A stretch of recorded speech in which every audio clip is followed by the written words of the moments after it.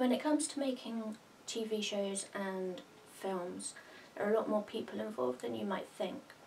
Editors, cinematographers, gaffers, location managers, to name but a few. As much as you can have. Let me see you dinner, please. And then boom. It's all around you, holy shit!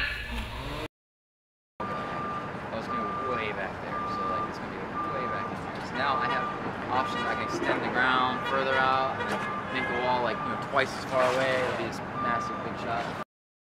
Directors are the designers of the project as a whole. It's their job to take a script and see it as a finished piece, then relay their vision to the cast and crew articulately.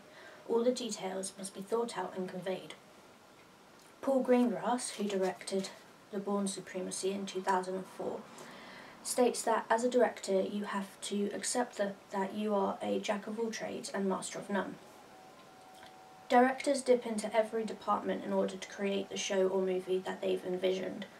What a set looks like, how the characters react to their situation, how the scene is lit, etc. But it's not just the creative aspects. A director is constantly thinking about the time they have to shoot, how each shot will fit into the final piece, keeping cast and crew safe while getting the action. It's high pressure, and the director tends to feel the most heat if the film or show is a flop. Producers generally handle the practical aspects like finance and such, so that the rest of the team can focus on the creative aspects.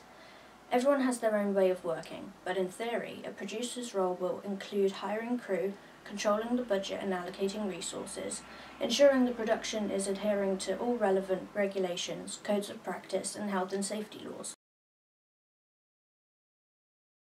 Roles like director and producer aren't wholly definable, as the exact work and methods depend on various things: the directors and producers themselves, who they're working for or with, the project structure, whether it's a TV show, a feature film, etc. However, if production was a ship, the director would be the captain and the producer would be the financier of the voyage.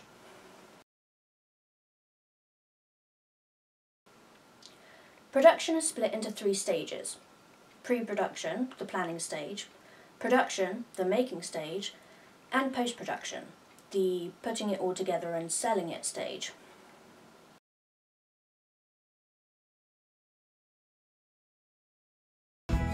Alright, let's get started. We're taping this one, so I will very likely do a lot of the description. B-Wolf, episode 203, Act 1, fade in. What? This is the girls' room. No response.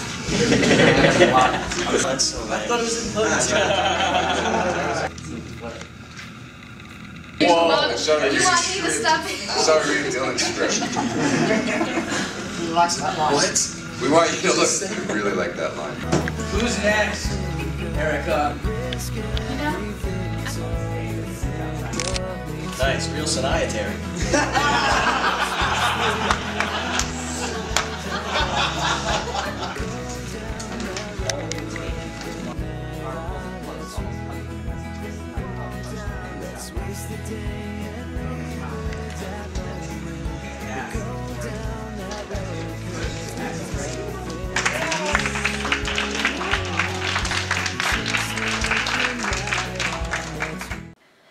As the name suggests, pre-production takes place before filming starts. It basically begins the moment a project has its budget and is given the green light by the producer. The production team is then assembled: director, producer, writer, editor, etc. Basically the people heading each department. Production meetings are held to discuss what needs to be done and how to do it, and to make sure everyone's on the same page. The script is broken down into scenes, and each one is analysed to see what's required to make the scene as good as it can be. Most of the time, the cast aren't involved in this process. However, some actors are also producers of a project. Depending on the director and the budget, sometimes cast will be put through training. The actors playing soldiers in Transformers received basic military training, for example. The Gliders went through a little boot camp for the Maze Runner. The cast for the Lord of the Rings and the Hobbit movies went through extensive and various training, from sword fighting to Elven and Dwarven language. The production stage is what most people think of for making a film. The stage where the actors are performing on set and the director calls action and cut. However, there's more to it than that. The scene is created by dressing the set, positioning lights and cameras, maybe visual effects are being used, dry ice to create fog, or fire on the floor. Each would extend the length of time it takes to set up a scene. The director blocks the shot. This is when they figure out camera angles and such, often using a viewfinder, which is basically a camera lens without the camera. The actors are dressed, they've sat through hair and makeup, which can take hours depending on requirements like prosthetics. They'll run through the scene so they know what they're doing, and when all is ready, it's time to film. Outtakes are hilarious to watch, but every time there's a mistake, or someone forgets their lines, or a prop doesn't work the way it's meant to, the scene has to be reset. Everyone goes back to their starting positions for another take. Scenes will often be shot several times to get different angles for editing later. So, for example, you might have actor A talking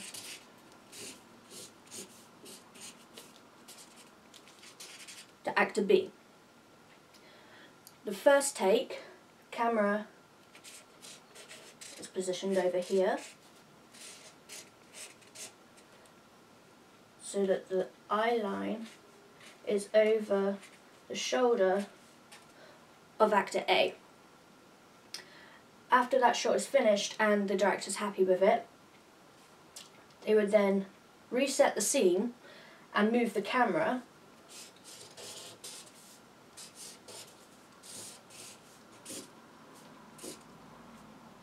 and do the exact same scene again, but camera is now looking over the shoulder of actor B, so that in editing it can cut between both characters' perspectives. The director will review the shot on a monitor and either reset for another take or alternative take if they want to try something different, or if they've got what they want, they'll move on to the next shot. So in the pre-production stage, you have things like casting sessions,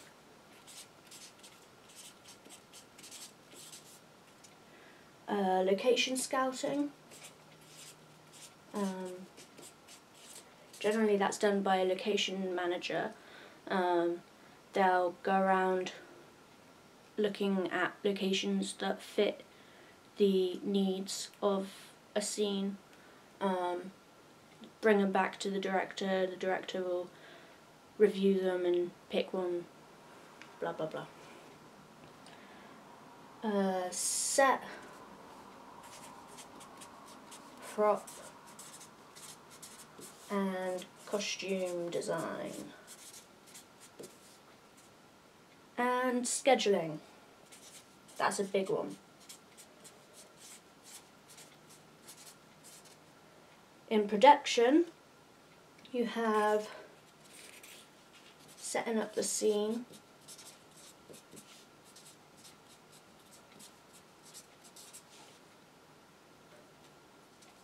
positioning the lights, camera, etc. Obviously you have the actual filming, and reviewing the shot. But in the middle, you have things that happen all the way through. So you have things like storyboarding. Now, generally, storyboards are done in the pre-production stage.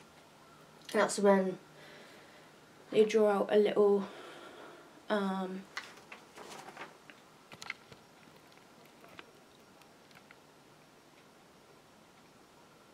a sheet like this for each scene and split it into shots so mid shot, long shot, close up, etc.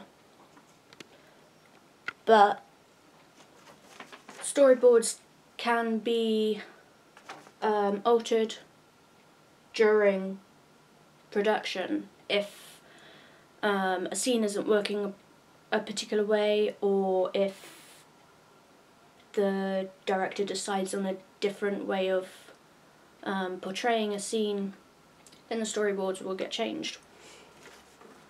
I have production meetings.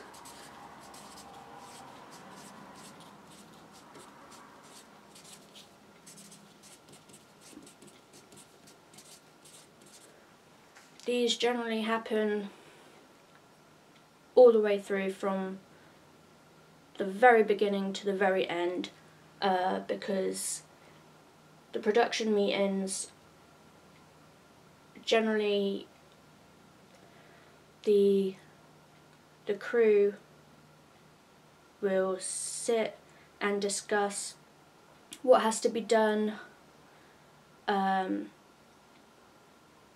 how long they've got to do it, how everything's going, and to make sure everyone's on the same page, everybody knows what's going on, everyone knows what still has to be done, to make the process run as smoothly and efficiently as possible. Then you have read-throughs.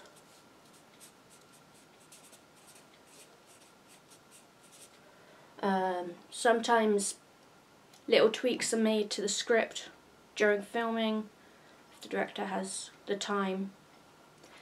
That's kind of like a production meeting, but involving the cast, where they'll sit and they'll go through the script, and the cast will read their parts and they'll break it down to what has to be done during each part, more from the character viewpoint, more from what has to happen with the character.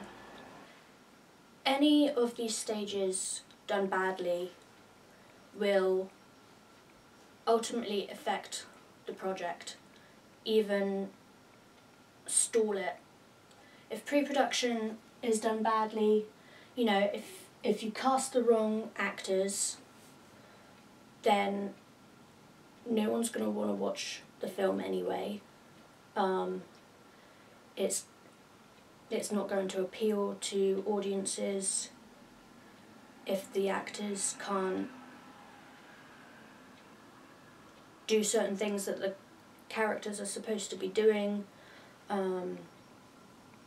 It will lower the tone of the entire movie. If the locations aren't right, not only can that be dangerous, but it can also affect the atmosphere of the movie or TV show. If the sets and props and costumes aren't done right, again, that can be really dangerous, especially as far as sets and props are concerned. You don't want your actors falling through a floor or something. Not only can that stop production, which means you won't be ready to release the film or TV show at the allotted day, but if the actor is, you know, seriously hurt, that could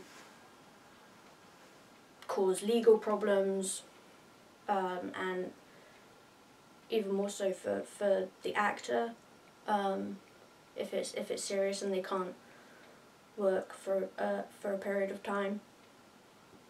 And scheduling, if scheduling isn't done right, you may as well not even try making a movie or TV show, because scheduling is everything. You have to know when you're doing which scene, when you're doing what shot, because ultimately it saves time, and time is everything. You only have a certain amount of time to get the job done, and if you mess up on the scheduling, it will mess up everything else. Basically it's down to the 5 P's. Proper planning prevents poor performance. So the planning should be as articulate and detailed as possible. In production, obviously a lot of things can go wrong, but you need to be able to roll with it.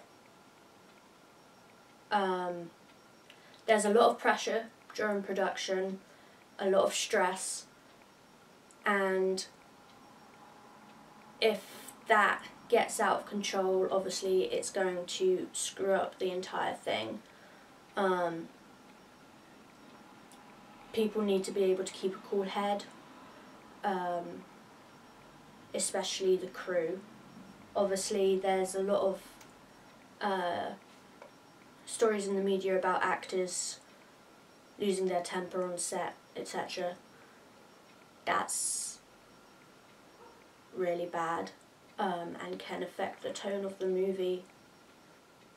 You know, if it gets out of hand and an actor walks out or someone else quits, then obviously the production is then stalled.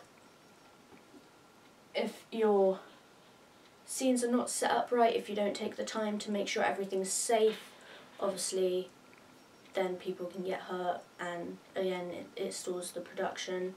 If you have to push back the release date, that will cost the studio money. It's seen as very unprofessional, and people will not want to won't hire people who can't get the job done in the time designated. If you can't stick to deadlines and such, then that puts a mark on your name as a professional.